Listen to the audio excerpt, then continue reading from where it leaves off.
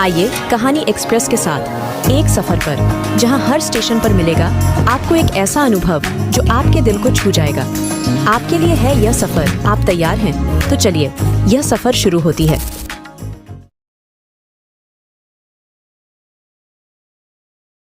मैं बाजार से लौटा तो देखा बिल्डिंग के कंपाउंड में बहुत भीड़ थी। भीड़ चीर कर अंदर जाकर देखा तो पुलिस किसी को हथकड़ी डालकर ले जा रही थी। पास में से जब वह गुजरे तो मैंने देखा, यह तो 206 में रहने वाला अमित है। अभी 4 महीने पहले ही यह लोग हमारी बिल्डिंग में रहने आए थे। मुझे आश्चर्य हुआ, अभी 3 घंटे पहले ही जब मैं मार्केट गया था तब तो सब कुछ ठीक था। अचानक से क्या हुआ? मैं वहां खड़े लोगों से पूछने लगा। सब अलग अलग बातें कर रहे थे। वास्तविक बात किसी को ना पता थी। तभी 301 में रहने वाले मिस्टर गुप्ता मेरे पास आकर कहने लगे, मिस्टर अवस्थी, आपको पता चला 206 में रहने वाले अमित ने अपनी पत्नी को मार दिया।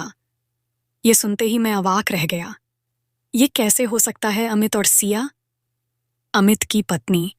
मैं कितना प्रेम था, कभी ऐसा ना लगा कि वह उसको मार देगा।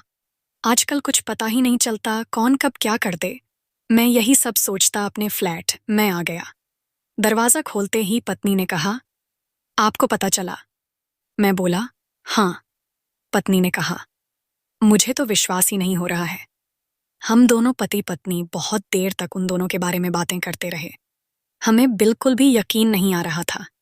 हालांकि जब से अमित और सिया इस बिल्डिंग में रहने आए थे, ज्यादा किसी से उनकी बातचीत नहीं होती थी। पर क्योंकि मैं 201 में रहता था तो आते जाते रास्ते में अक्सर वह लोग मिल जाते थे तो हाय हेलो हो जाती थी। दोनों ही पति पत्नी बहुत मिलनसार थे। जब भी मिलते तो ऐसा लगता ना जाने हम लोग उन्हें कब से जानते थे। इसीलिए मुझे बहुत दुख हो रहा था। रात भर बहुत बेचैनी रही। सुबह उठते ही मैंने थाने जाकर अमित से मिलने का निर्णय लिया। नाश्ता कर मैं थाने के लिए चल दिया। थाने पहुंचा तो वहां हवलदार को बताया कि मैं अमित से मिलना चाहता हूं। उस समय थानेदार वहां नहीं था। हवलदार ने मुझे अमित से मिलवा दिया।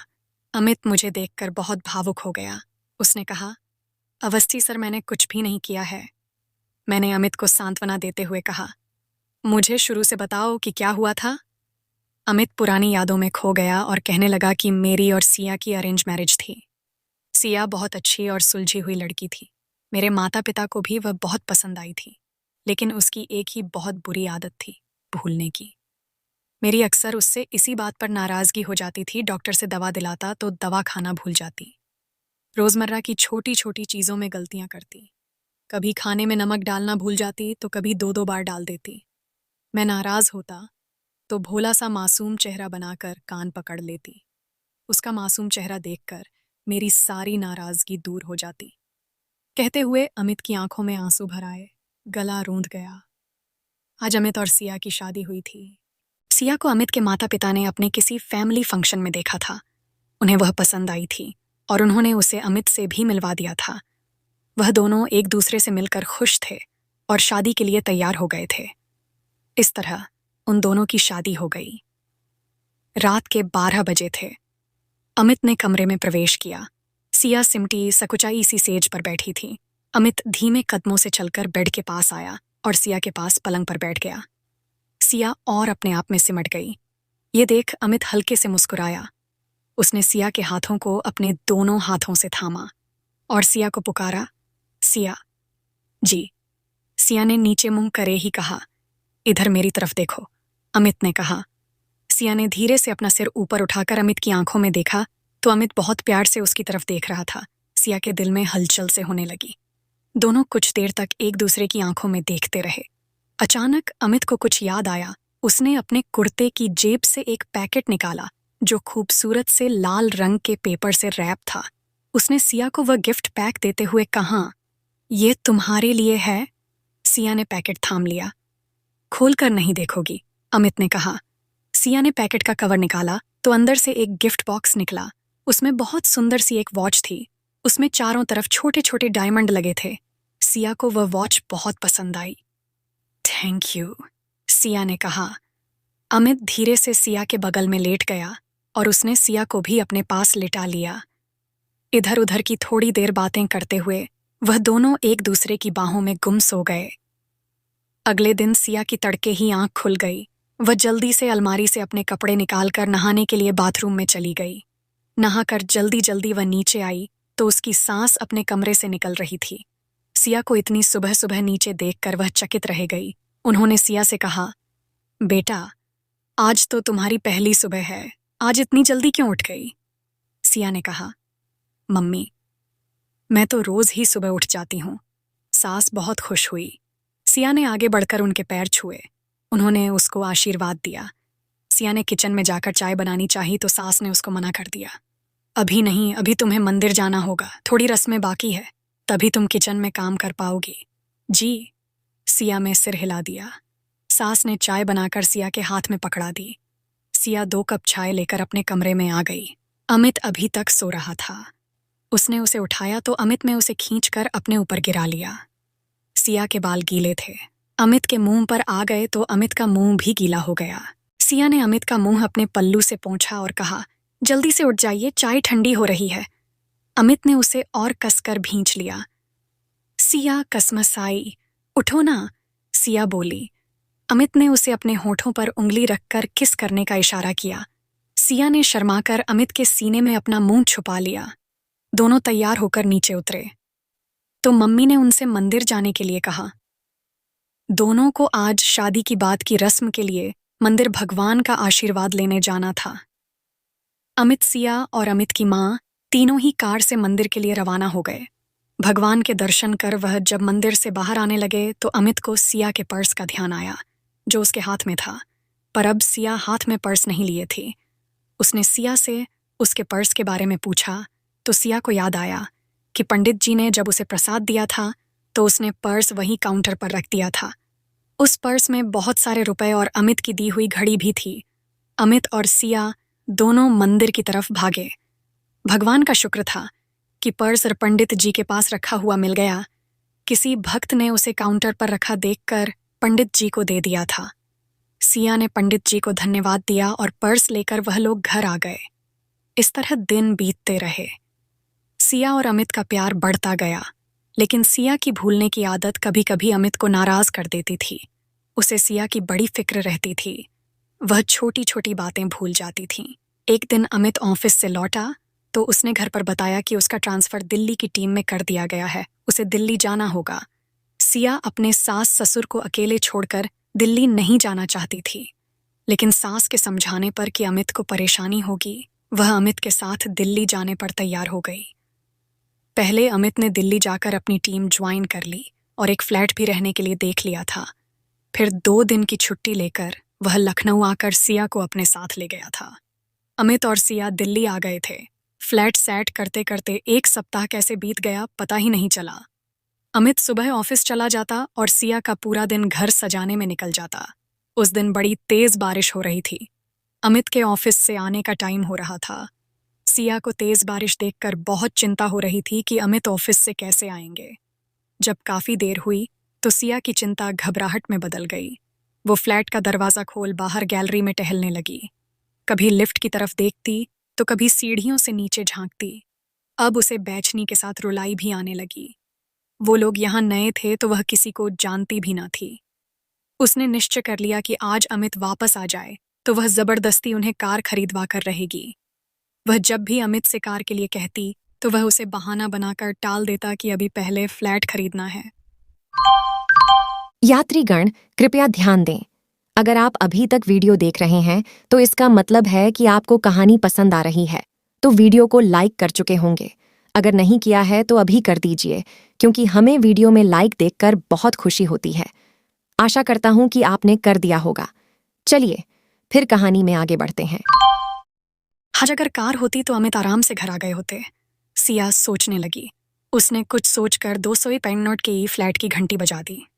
एक अवस्थी जी का फ्लैट था।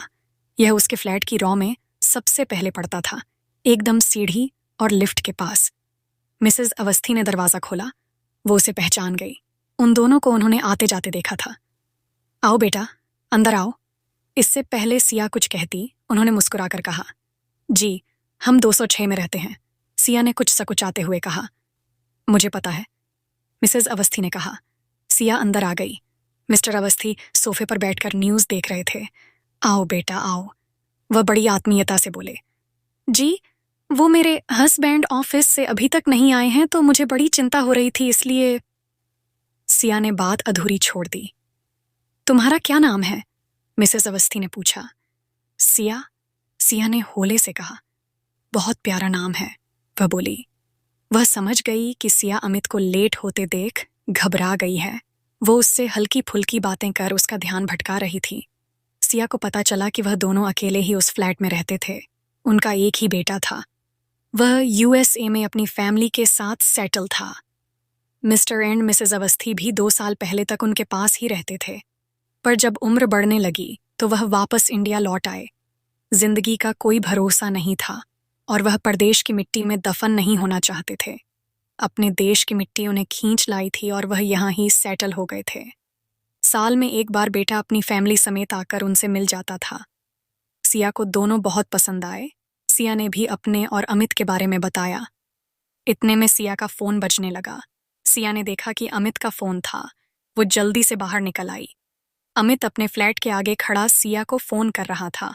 उसने सिया को अवस्थी जी के फ्लैट से निकलते हुए देखा तो लगभग भागते हुए उसके पास आया और घबराते हुए सिया से बोला, सिया, क्या हुआ? बेटा, सिया तुम्हें लेट होते देख घबरा गई थी। मिसेस अवस्थी बोली। मैंने आपको कई बार फोन किया पर आप उठा ही नहीं रहे थे। सिया बोली। मैंने पानी से बचाने के लिए फोन प्लास्टिक में कर बैग में रख लिया था। अमित बोला। ओह, सिया बोली। बेटा अंदर आओ। मिस्टर अवस्थी गेट पर आते हुए बोले। आज नहीं अंकल, आज मैं पूरा भीगा हुआ हूँ। हम लोग घर चलेंगे, अमित ने कहा। सिया ने देखा कि अमित पूरा भीगा हुआ था। उसने जल्दी से अपने फ्लैट का दरवाजा खोला और वो दोनों अंदर आ गए। आप जल्दी से नहा लीजिए, मैं आपके लिए अदरक वाली चाय बनाती हूँ, सिया अमित का कुर्ता पाजामा अलमारी से निकालते हुए बोली। अमित नहाकर बेड पर आकर लेट गया। सिया वहीं चाय बनाकर ले आई। दोनों बातें करते हुए चाय पीने लगे। सिया ने अमित से कार खरीदने का वादा करवा लिया था। थोड़ी सी नानुकर के बाद अमित ने हाँ कर दिया था, क्योंकि आज शायद अमित को भी कार की जरूरत महसूस हुई थी। उस दिन के बाद से जब भी सिया अमित बाहर आते जाते तो रास्ते में मिस्टर एंड मिसेस अवस्थी से हाय हेलो हो ही जाती थीं। लगभग 15 दिन बाद अमित ने बैंक से लोन लेकर एक कार ले ली थी। सिया बहुत खुश थी। वह लोग अपनी खुशी बांटने के लिए मिठाई लेकर अवस्थी जी के घर पहुंचे। दोनों ने उनका बहुत अच्छे से स्वागत किया। मिसेस अवस्थी ने तो डिनर किए बिना उन लोग को जाने ना दिया। सब कुछ अच्छी तरह से जा रहा था कि उस दिन अमित की संडे की छुट्टी थी, तो सिया ने लॉन्ग ड्राइव का प्रोग्राम बनाया था और दोनों घूमने के लिए निकल पड़े। अभी उन्हें बाहर निकले हुए घंटा भर ही हुआ होगा कि जोरों की बारिश होने लगी और सिया को तो मानो मन मांगी मुराद मिल गई हो। उसने अमित को कार रोकने के लिए कहा। अमित ने कुछ न समझते हुए कार रोक दी। सिया जल्दी से बाहर निकल बारिश में भीगने लगी। अमित उसे भीगते हुए देख मुकुराने लगा। तभी सिया को छींक आ गई। 1, 2 और फिर 3। अमित कार से जल्दी उतरा और उसे जबरदस्ती कार में खींचने लगा। जल्दी कार में बैठो, अमित गुस्से से बोला। मुझे अभी और भीगना है, सिया बच्चों के जैसे जिद करते हुए बोली। एकदम नहीं, अमित बोला। चुपचाप कार में बैठो, अमित सख्ती से बोला। अमित को ज्यादा गुस्से में देख सिया ने कार में बैठने में ही अपनी भलाई समझी और चुपचाप कार में आकर बैठ गई। अमित ने कार आगे बढ़ा दी और सीधे डॉक्टर के क्लिनिक पर ही रोकी। हम यहाँ क्यों आए हैं? सिया ने पूछा। अमित कुछ ना बोलकर कार से उतरकर सिया का हाथ पकड़कर अंदर चला आया। डॉक्टर ने सिया का चेकअप किया और दवाई दे दी। फिर वह लोग सीधे घर आ गए। भीगने की वजह से सिया को बुखार आ गया था। अमित ने घर आकर सिया को जबरदस्ती बिस्तर में लिटाया और खुद किचन में जाकर 2 अंडे का आमलेट बनाया। फिर ब्रेड और आमलेट लेकर रूम में आया। सिया को उठाकर खिलाया। सिया ने बमुश्किल एक ही खाया। फिर उसने सिया को दवाई दी और उसे सोने का कह बाहर हॉल में आ गया। बचा आमलेट ब्रेड खाकर किचन समेट वह भी बिस्तर पर आ लेटा। सिया सो चुकी थी। शायद दवाइयों का असर था। वह कुछ देर प्यार भरी नजरों से सिया को देखता रहा। उसे सिया का बारिश में बच्चों की तरह भीगना याद आ रहा था। वो सब याद कर उसके लबों पर बड़ी सी स्माइल आ गई। उसने सिया के माथे पर किस किया और सोने के लिए लेटकर अपनी आंखें बंद कर ली। सुबह उसकी आंख खुली तो सिया बेड पर नहीं थी। तभी वह बेड टी लाते हुए दिखाई दी। अमित को देखकर सिया मुस्कुराई। अमित ने उससे तबीयत का पूछा तो बोली, अब मेरी तबीयत ठीक है। अमित ने उसके माथे पर हाथ लगाकर देखा तो अब बुखार नहीं था, थोड़ी नाक बंद है। सिया ने मुस्कुराते हुए कहा, और भीगो। अमित ने झूठा गुस्सा दिखाते हुए कहा। मजा बहुत आया, सिया हंसते हुए बोली। अमित चाय पीते हुए उसकी तरफ देख मुस्कुरा दिया, फिर बाथरूम की तरफ चल दिया। ऑफिस जाना था तो सिया भी उसके लिए नाश्ता तैयार करने किचन की तरफ चल दी। अमित तैयार हो ऑफिस चला गया। सिया को बुखार दोबारा नहीं आया था, पर अभी सर्दी का असर था, जिसकी वजह से उसका सिर भारी था। अगले दिन सुबह अमित की आंख खुली तो उसने देखा सिया अब भी सोई हुई थी। उसने सिया को उठाना उचित नहीं समझा, क्योंकि सिर दर्द और नाक बंद होने की वजह से वह देर रात तक नहीं सो पाई थी। इसलिए वह फ्रेश होकर किचन में अपने लिए चाय बनाने चला गया। जैसे ही अमित किचन में घुसा कि एक तीव्र महक उसकी नाक में घुसी। उसे चक्कर से आ गए। उसे सिया पर बहुत गुस्सा आया। सिया रात में गैस बंद करना भूल गई थी। उसने जल्दी जल्दी सारी खिड़कियां खोल दी और बालकनी में बैठकर गैस के निकलने का इंतजार करने लगा। वह अपने और सिया के बारे में सोचने लगा। सिया वैसे तो बहुत केयरिंग और प्यार करने वाली पार्टनर थी, पर उसकी यह भूलने वाली आदत उसे सख्त नापसंद थी। अचानक से उसे याद आया कि सिया को कोल्ड है, उसकी नाक बंद है। अगर उसने किचन में जाकर चाय बनाने के लिए गैस जला दी कि इतना सोचते ही वह किचन की तरफ भागा, पर देर हो चुकी थी। भड़ाक, तेज धमाके के साथ सारी बिल्डिंग हिल गई थी। सब तरफ चीख पुकार मच गई थी। अमित को कुछ सुनाई देना बंद हो गया था। वह धमाके से लड़खड़ाकर वहीं बालकनी में गिर गया था। वह गिरते पड़ते किसी तरह से उठकर किचन की तरफ भागा, पर वहां का दृश्य देखकर वो चीख पड़ा। या उसकी आंखों में अंधकार छा गया और वह वहीं गिर पड़ा। किसी ने पुलिस को सूचना दे दी थी। पुलिस वाले आए और उसे जबरदस्ती गिरफ्तार कर अपने साथ ले जा रहे थे। वो किसी लाश की तरह उनके साथ घिसट रहा था। कहकर अमित चुप हो गया। मिस्टर अवस्थी ने उसकी तरफ देखा तो अमित का चेहरा आंसुओं में डूबा था। उन्होंने सांत्वना देने के अंदाज में उसके कंधे को थपथपाया और वहां से निकल गए। अमित और सिया दोनों के पेरेंट्स आ गए थे। अमित और सिया दोनों की माँ का रो रोकर बुरा हाल था। सिया के पेरेंट्स ने अमित के खिलाफ दहेज का मुकदमा दर्ज किया था। जिस दामाद की तारीफ करते वो थकते नहीं थे, वही देवता सामान लगने वाला दामाद। अब उन्हें राक्षस सरीखा लग रहा था जिसने उनकी बेटी की बलि चढ़ा दी थी। केस चला। अमित के पापा ने अवस्थी जी की मदद से एक अच्छा वकील किया था, पर कुछ हासिल ना हुआ। कोई दलीलें काम ना आईं। सरकारी वकील ने झूठे सच्चे सबूत तोड़ मरोड़ के पेश किए थे। अमित को आजीवन कारावास हो गई थी। अमित की मां सजा सुनते ही चीख मार अदालत में ही बेहोश हो गई थी। उनका तो सब कुछ ही लुट गया था। बहू पहले ही हादसे की भेंट चढ़ गई थी और बेटा जीते जी सूली पर चढ़ाया जा रहा था। उनके नुकसान का तो कोई अंदाजा नहीं लगा सकता था। सिया की मां सजा सुनते ही फूट फूट के रो पड़ी। पता नहीं इसके पीछे बेटी को इंसाफ मिल जाने का सुकून था या अपने उस नुकसान का गम था जिसकी भरपाई दुनिया की कोई अदालत नहीं कर सकती थी। दोनों माओं के अपने अपने दुख थे। किसका दुख बड़ा था कहना मुश्किल था।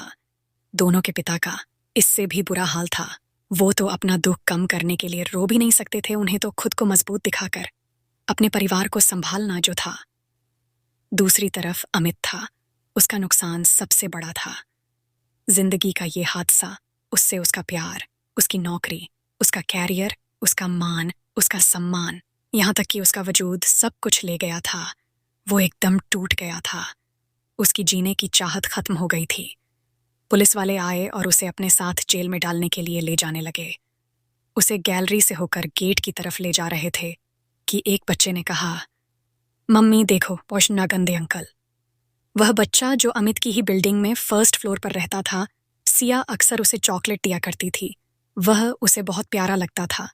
जो अपने पेरेंट्स के साथ आया था, जो सरकारी वकील के कहने पर उसके खिलाफ गवाही देने आए थे।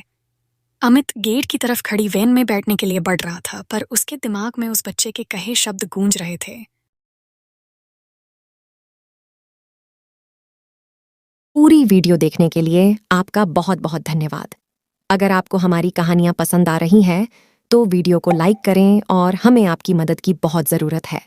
हमारे चैनल में सब्सक्राइबर बहुत कम है, तो हमारे साथ जुड़िए, हमारे चैनल को सब्सक्राइब करिए, इससे हमें और भी अच्छे अच्छे कहानियां बनाने के लिए मोटिवेशन मिलेगी और आप और बेहतरीन कहानी सुन पाएंगे।